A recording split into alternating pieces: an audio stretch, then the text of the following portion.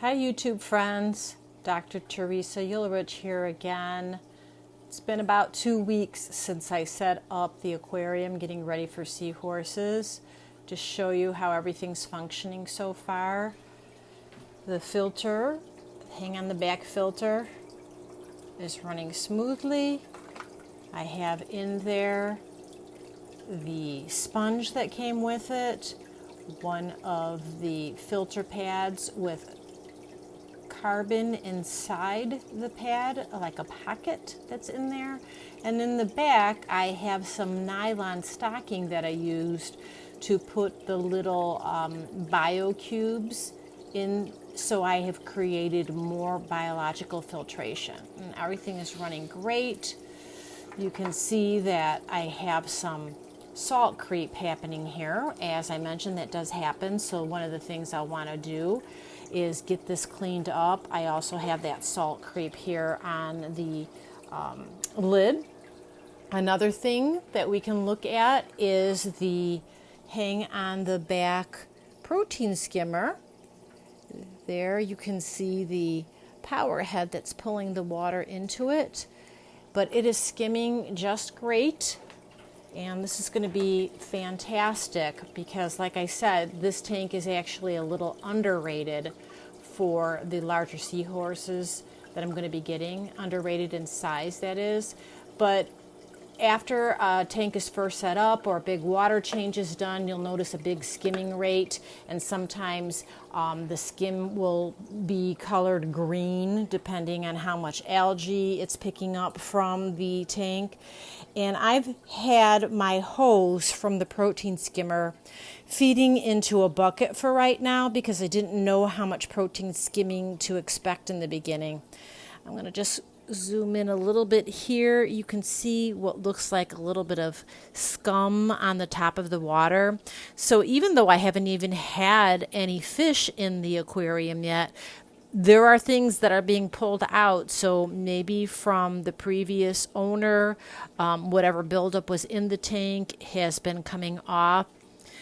I'm probably at the point now where I can have the hose feed into the back of the cabinet and into a pitcher container to hold the water, which will work out nice because it'll have a handle and it'll be easy to pour out. So once a week or so, I'll just check on that. But everything's working really smoothly. Today, I did pick up some mysis shrimp, which is what is used to feed the seahorses. I went to my local fish store, or LFS. We use a lot of times in writing and social media. And I also cut a piece of nylon again, and I'm going to tuck this piece of shrimp inside of the nylon, tie it up, and I'm going to insert it in the filter. And one of the reasons I want to do that is I want to give a greater jump start to the aquarium, boosting that nitrogen cycle that I kind of gave an overview about last time. So let me see if I can get that done right now. I'll have to do it one-handed, which gets a little bit tricky. Yeah, I'm not going to be able to do it and hang on to the camera here. So another thing that I'm going to do is I'm going to test the water salt level. Now, normally I would pre-mix salts so that the water can become seasoned. Let me move the lid to the side here.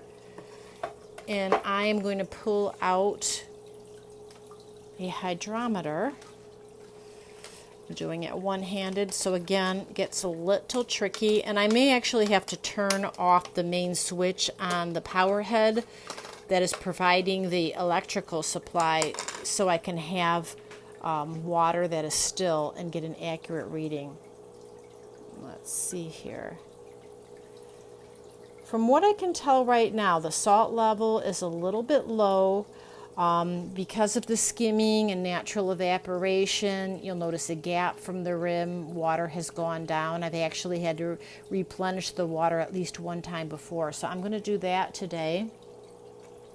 But when I look at the hydrometer and where it's falling, oh, it's pretty close to where it needs to be. I don't know if you can see, but it was balancing right in this green area here. Let me get it so you can see it. This green area right here tells me that I'm in a good range. Now I do have a bigger, more accurate hydrometer. It's a precision hydrometer that I use for the 300-gallon aquarium. But this is just giving me an idea of how close I am to the range that I want right now. So that will work out just fine. So I am going to add some water right now to top it off.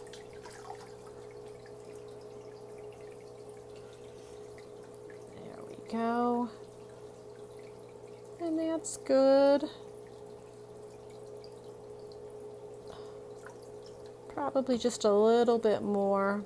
You don't want it too close to the top for a couple of reasons. You don't want it to seep up and flow over, and also you don't want it too close to the top because that increases the salt creep that happens on the top.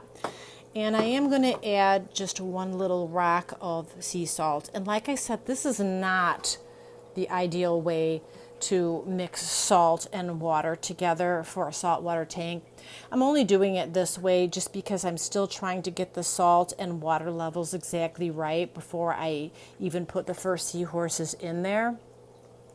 But for now, this is going to be good enough. In the future, I'll go ahead and prepare a bucket of water with the right specific gravity, and it'll be ready to go. So when I need to do water changes, I'll just scoop out some of that water and replenish the tank water with that.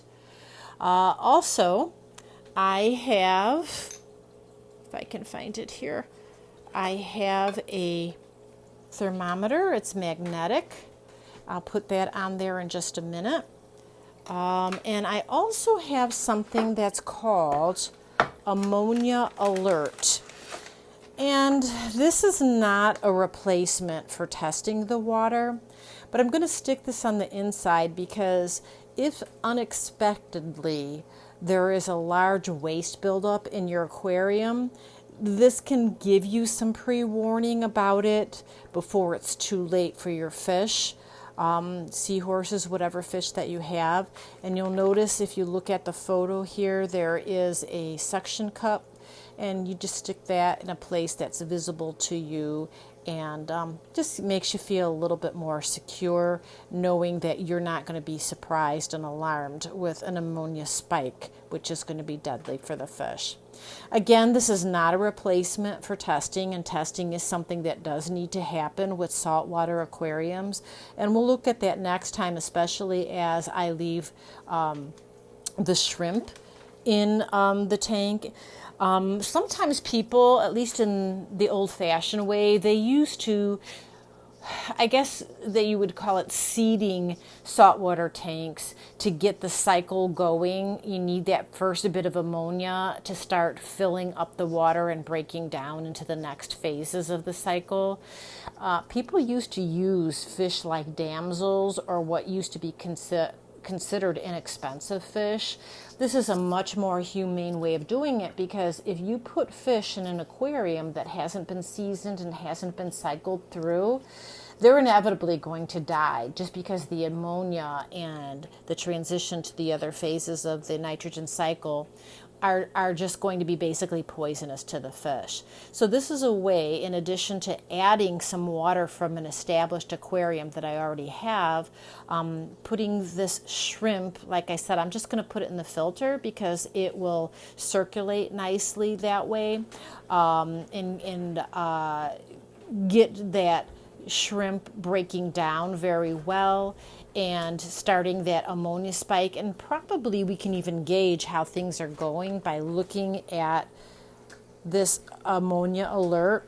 But next time I make a video, we'll go ahead and start testing the water and making sure that it's going to be just about ready by the time I'm ready to get the seahorses in here. Now, I went ahead and purchased this kind of shrimp already from my fish store because this is exactly what the seahorses are going to be eating. You would thaw this out, and there are many little shrimps inside of here. And there are different kinds of shrimp producers, meaning manufacturers is what I meant to say. This is one brand I carry, another one is Piscine Energetics. So I plan to mix the two different brands because they're two completely different types of shrimp, and it'll just give a little bit more balanced nutrition. I picked up one package. This is considered a 16 ounce or 1 pound flat. And because this is going to be the primary food for the seahorses, I just went and bought myself a whole flat. And this will definitely get used up by the seahorses in a pretty fair amount of time. And one of the other things that I want to do to get the aquarium ready before the seahorses come is I want to make sure that I have nice viewing for them so that when they're here I can enjoy the view. And I am going to just demonstrate something. I have a very old version of something called a mag float, which basically this is the acrylic version of a floating magnetized, in this case, acrylic cleaner. Let me see if I can get that in there. Excuse me one moment. I try to manipulate this with one hand. It's not going very well. Let's see here. I'm going to see if I can get this to stick. There we go. Let me show you here. I'm going to get it in place. Pardon me for having the camera off. But now you can see I'm moving this. It's holding on very well. And just move it in different directions. This is safe for acrylic aquariums, which this one is, but it's a way to get into the tank and clean the glass without putting your hand inside. I'm not really sure how efficient this is going to be. I might be better off just taking a long-handled, fibrous aquarium tank cleaner designed specifically for aquarium tanks and just scrubbing in that way. I also have another option of a little brush and hose system that I had purchased originally for raising baby seahorses, seahorse fry, and being able to clean out the seahorse fry aquariums really easy.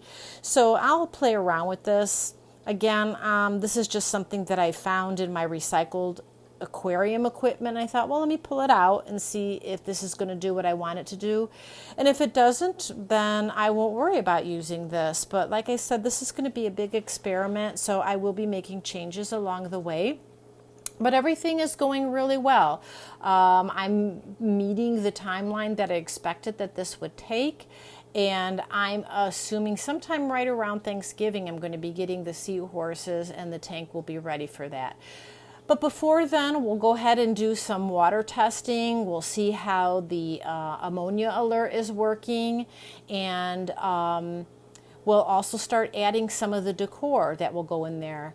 I do want to keep it as simple as possible because it needs to be easy to clean. And even the items I'm putting in there need to be easy to clean. The cleaner that you can keep it, the better chance of success in raising the seahorses and preventing them from getting ill because of hidden accumulation of waste.